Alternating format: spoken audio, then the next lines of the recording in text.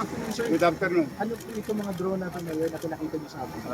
Ito ay in line with our preparation for future important data management or efficient management ng City of Manila. Ito ay patungkol sa mga geografiya, bagong development, at saka pag may aberya,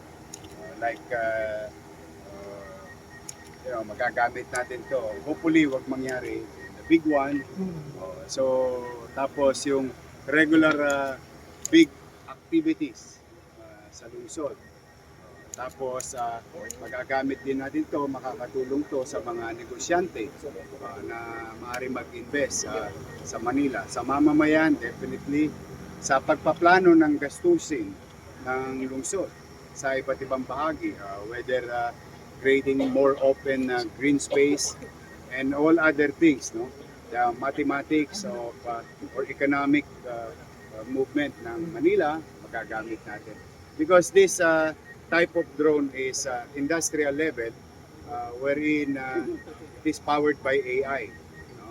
At kahapon, kasama namin kayo na nag-groundbreaking na tayo sa MDRRMO Data Management Building, kung saan talaga isa sa nakita ko sa matatagumpay na bansa o syudad ay yung proper management of available data. Kasi that can drive savings, that can drive efficiency in expenditures, and surgical addressing problems and all other things. Tapos, this can be also accessed by the private sector, lalo na yung mga namumuhunan sa lungsod ng Maynila. Property development, business development, opportunity for them to sell their goods and all other things. Napakalawak with these machineries that we invested. We are now investing for the future of the city.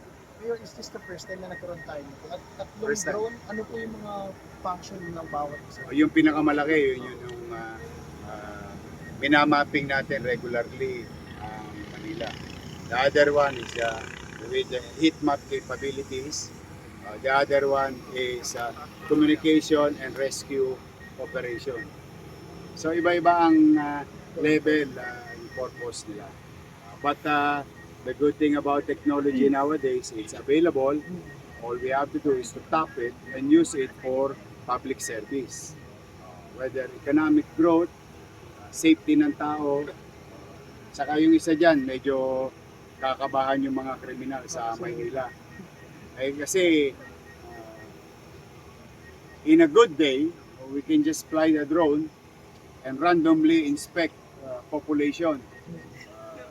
With the facial recognition technology, baka makita namin yung mga may sala o gumawa ng masama sa kapwa at patuloy na nakikihalubilo sa normal na komunidad. In a given day, pag nadaanan sila ng drone at nakilala sila ng sistema, we can inform the police that this Juan de la Cruz, suspect of a murder, is walking around Top Avenue or maybe outside of a school. We can alert and help the Manila Police District and other enforcement agency. Plus the regular traffic updates.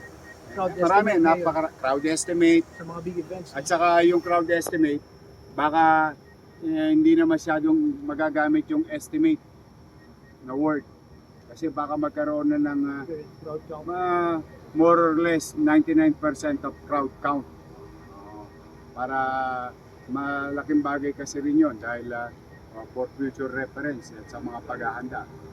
May public address system rin yung isa. Nakita mo yung isa, ang taas, no? Kahit na ilang metro sa taas, naririnig sa baba. Halimbawa, kung meron kayo pa-public address in a given challenging events, it may put order in the situation. We're very excited for the people of Manila. With the coming events. At saka future development and planning.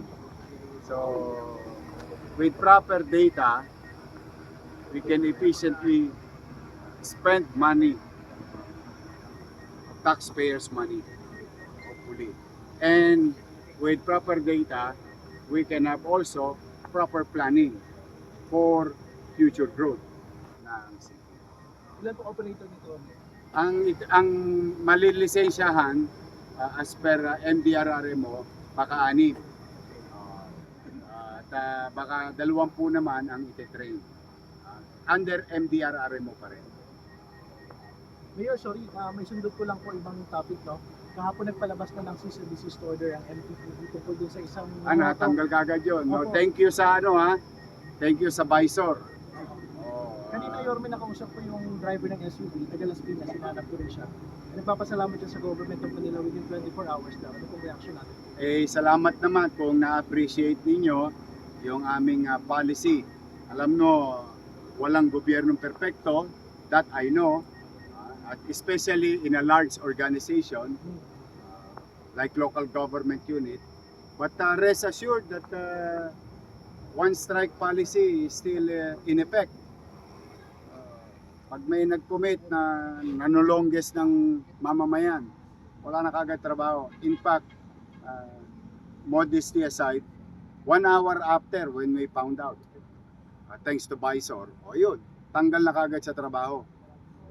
Tinanggal na ni Director Dennis. Now, I think another lesson learned for our traffic enforcer that ang mga taong bayan ngayon talagang nagmamatsyag, vigilant. And kaya yung mga nakagawian nyo sa lumang panahon na para kay Edith Pati, tigil-tigilan nyo talaga yan. Sayang naman, mapapahiya kayo, mawalan pa kayong trabaho. Your city government, you know it already, what is due to them, we give to them sa aming mga empleyado. Pero walang karapatan na mang-abuso ng mamamayan. Kaya I'm happy for that person, na-appreciate niya yung action, immediate action ng City Government of Manila. We'll do pa rin, sunod-sunod. Anong marching order mo? Ganun pa rin. Kung totoo na hindi ko kayo mababantayan ng 24 oras, nanay tatay nyo nga, hindi kayo mabantayan ng 24 oras sa mga empleyado ng gobyerno ng Manila. But we make sure, one strike policy will be. Ano lang yan parang alam mo sa isang kaing ng kamatis, pag may bulok na isa, tanggalin mo agad kasi makakahawak. I hope this can be another lesson kasi it's been a while na maraming natakot na enforcer. Baka siguro kala nila, oy, pwede na ulit. Pwede na ulit kayo matanggal. Kasi sa isang trabahante, kaya kami hindi nangingiming tanggalin. Sa isang trabahanteng matatanggal namin, may 100 nakapila na gusto magtrabaho sa gobyerno. So, elimination lang yan.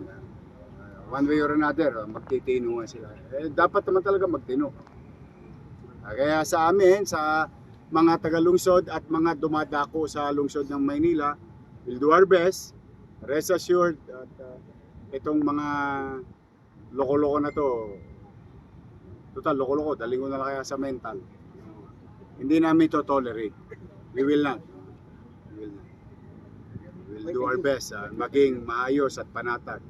Nakita nyo nga po ito, mga ito future proofing of where the city of Manila is going. Thank you, Mayor. Thank you. Thank you, Mayor.